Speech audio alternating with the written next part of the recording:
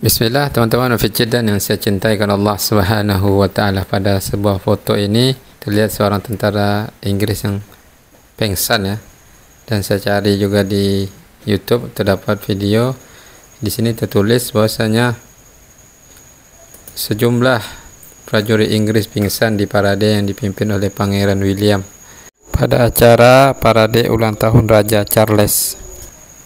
Ini acara keluar kerajaan, yang mana mungkin karena letih ya, ditambah lagi cuaca ketika itu cukup panas ya, sekitar 30 derajat Celcius, mungkin di sana panas rasanya, sehingga ada yang pingsan. Tentu kita sebagai seorang muslim akan feedback ya, melihat kepada sosok yang lain, yang mana sosok tersebut yang layak harus kita ikuti, yaitu Nabi kita Muhammad sallallahu alaihi wasallam, yang mana tinggal jauh dari negeri kita ini ya, di padang pasir. Ketika Rasulullah SAW telah menjadi pemimpin di kota Madinah dan mendapatkan ghanimah atau rampasan perang pun, beliau tidak menjadikan dirinya untuk memperkaya, memperbanyak harta. Beliau tidak tamak dengan harta, teman-teman. Rasulullah SAW berbeda dengan para raja yang mana mereka banyak mengumpulkan harta dan barang-barang mewah.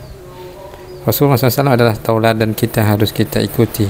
Di rumah inilah beliau tinggal, teman-teman. Rumah yang sederhana ini yang dekat dengan Masjid Nabawi, yang mana saat ini beliau berada di tengah Masjid Nabawi, yang mana rumah tersebut bukan bagian dari Masjid Nabawi, yang mana Rasulullah SAW beliau dikuburkan di dalam rumahnya, yang mana kuburannya sederhana, tidak dibuat indah, teman-teman, tidak dibuat megah.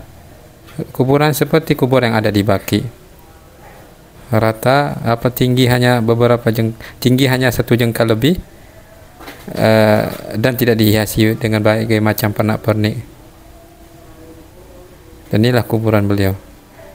Rasulullah mengajarkan kepada umat ini untuk menjadi hamba Allah, bukan hamba dunia. Dan beliau tidak suka dipuji, teman-teman, berlebihan. Rasulullah juga ketika menjadi pemimpin di Madinah pun, ketika ada yang khawatir, cemas, seperti khawatir mereka dengan raja, maka Rasulullah SAW beliau menenangkan orang tersebut, sebagaimana terdapat dalam silsilah as-sahihah, yang mana hadis ini dinyatakan sahih oleh Syekh Albani dalam kitabnya. Rasulullah mengatakan, hawin alaika, tenangkan dirimu, fa inni lastu bimalikin, maka sungguhnya diriku ini bukanlah seorang raja. Innama ana ibnu imra'atin min Quraisyin kanat ta'kulul qadida,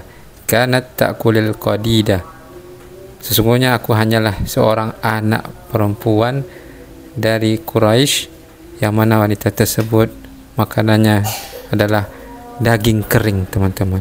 Menunjukkan Rasulullah itu tawadu, dia tidak suka dengan orang-orang yang gulu kepadanya. Bahkan Rasulullah SAW juga mengingatkan kepada umat ini agar jangan gulu mereka sebagaimana gulunya orang-orang Nasrani.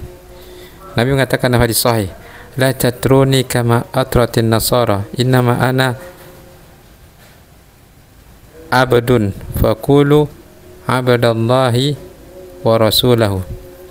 Janganlah kalian gulu kepadaku sebagaimana orang-orang Nasrani bersikap berlebihan gulu kepada anak Maryam, yaitu Nabi Isa AS, yang mana mereka tuhankan.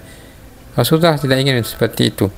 Katakanlah bahwasanya aku ini hanyalah hamba Allah, maka katakan aku ini hanya adalah hamba Allah dan utusannya, mengajak manusia agar menghambakan diri kepada Allah Azza wa Jalla, mengajak manusia agar beribadah hanya kepada Allah Azza wa Jalla, jangan melakukan kesyirikan dan jangan jadikan Tuhan tandingan selain Allah. Termasuk dirinya sendiri, beliau tidak ingin dijadikan Tuhan tandingan selain Allah Azza wa Jalla, dan beliau tidak ingin dimuliakan sebagaimana dimuliakannya para raja-raja.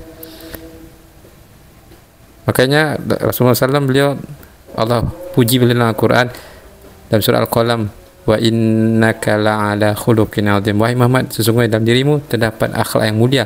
Maka adalah kita jadikan beliau panutan hidup kita, beliau pedoman hidup kita, dan kita ikuti sunnahnya agar kita selamat di dunia dan di akhirat. Semoga video singkat ini bermanfaat dan menginspirasi. Barakallahu fikum. Wassalamualaikum.